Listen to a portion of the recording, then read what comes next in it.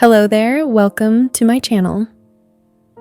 Today I am making a simple Korean cabbage egg toast.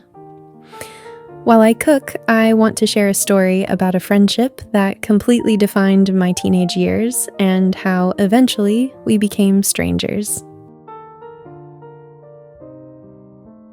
Until the 10th grade, I absolutely hated school. I'm an introvert at heart, and back then my social circle was tiny because our school shuffled our classes every year. I never had a friendship that lasted longer than a few months. In the 9th grade, I fell into the cool girl trap. I let people use my money and my energy just to feel included. I thought that was what friendship was, a transaction.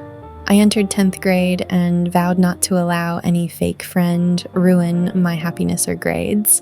Our teacher assigned us specific desks, and by pure luck, I was seated near Jennifer and Ashley. We clicked instantly. It wasn't just a sit next to each other friendship. It was a deep emotional connection fueled by the same weird sense of humor. For the first time, I got to live the life of a typical teenager. We were those girls, the ones laughing way too loudly in the back of the class, whispering through lectures, and getting punished as a group. The best part, we even enjoyed the punishments because we were together. We spent our days singing, wandering through malls, and taking 1,000 selfies with makeup that, let's be honest, made us look more like ghosts than supermodels. I became chatty. I felt seen.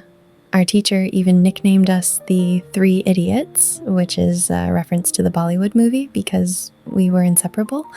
From 10th to 12th grade, we were a unit, but as we grew, the world started to pull us in different directions.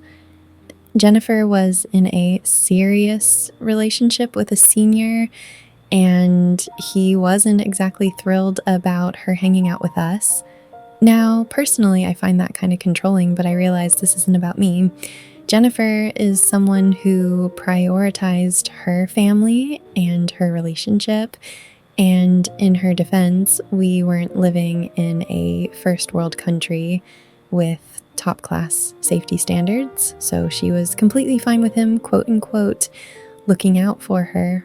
Also, we were still very young, barely 16 or 17, and let's be honest, teenagers can be quite dumb and might actually end up in dangerous situations. The real shift happened when I moved away for university. I was suddenly surrounded by people from all over the globe.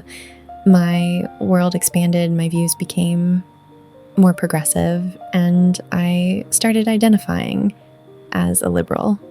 Jennifer and Ashley stayed in our hometown.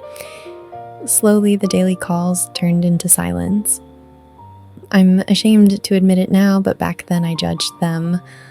I labeled them narrow-minded, completely forgetting that I was the one who got the opportunity to leave. I had the privilege of a new environment. They were still living in the world we grew up in. I lacked the empathy to see that.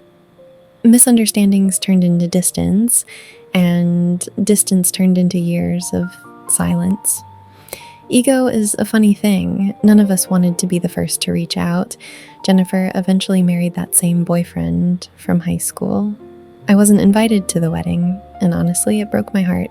But I swallowed my pride and sent her a congratulations on Instagram. The other day, I saw a photo of her newborn daughter. It felt like looking at a time machine. The baby is a carbon copy of Jennifer, and seeing her family complete made me genuinely happy. I remembered a drawing she once showed us when we were kids, a sketch of her, her husband, and a baby she called Gudu.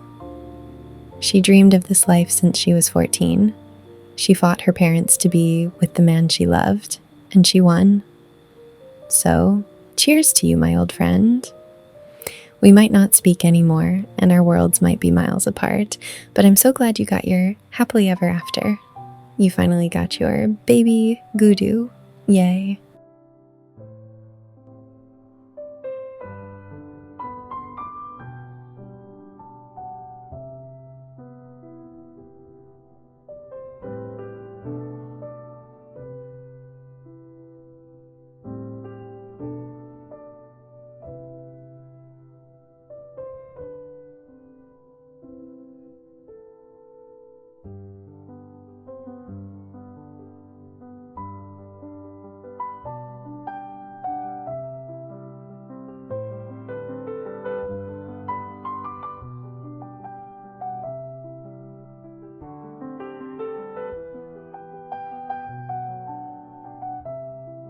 I'm reminded of a particular line in Selena Gomez's People You Know song, and the line goes like this: "We used to be close, but people can go from people you know to people you don't."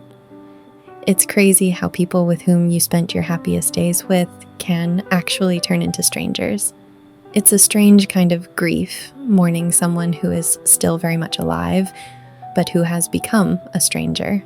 You still have all the old data on them. You know their favorite song from 2014 and what their laugh sounds like. But you're stuck on a chapter that was closed years ago. And that's the beauty of life. Just like this toast, life is a mix of the sweet, the salty, and the slightly scorched. Not every ingredient stays until the final bite, but every single one of them is why the journey tasted so good in the first place.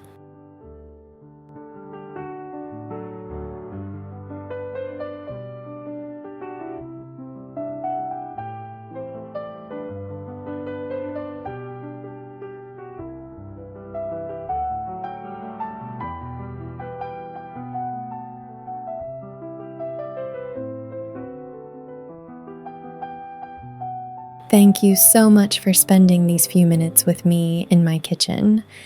I hope you enjoyed the video. If you've ever had a similar experience in your life, let's talk about it in the comments. I'll be back soon with another recipe and another story to share.